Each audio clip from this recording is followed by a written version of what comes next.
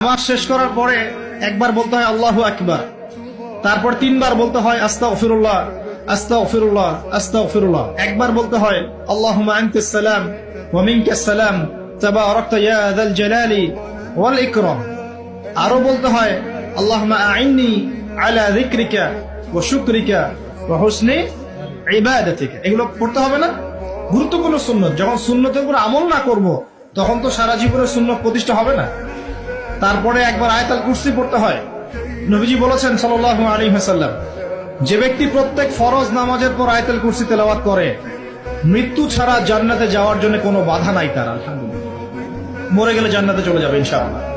এরপরে আরো আছে আল্লাহুম্মা লা মানিআ লিমা আ'তাইত ওয়া লা মু'তিয়া লিমা মানা'ত ওয়া লা ইয়ানফা'ু যাল জাদ্দি মিনকাল জাদ। আরো অনেক দোয়া কালাম আছে। 33 বার সুবহানাল্লাহ, 33 বার আলহামদুলিল্লাহ, 33 বার আল্লাহু আকবার, তারপর কালিমা শাহাদাত। তারপরে একবার সূরা ফালাক, একবার সূরা নাস, একবার সূরা ইখলাস। এগুলো পড়ে উঠে আসবেন। আমরা কিন্তু এই সুন্নগুলোর চাইতে এখন ওই মুনাজাতকে বেশি গুরুত্ব দিই, তাই না?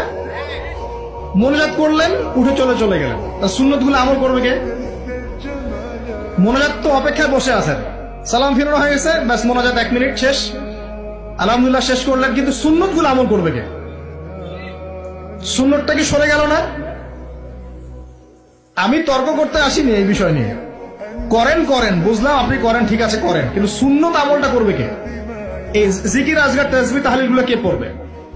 তাহলে ওগুলো তো পড়তে হবে নাকি? ওগুলো তো পড়তে হবে। তাসবিহ তাহলিল জিকির আজগার শেষ করেন। আল্লাহ পাক তৌফিক এনায়েত করুন। আমিন।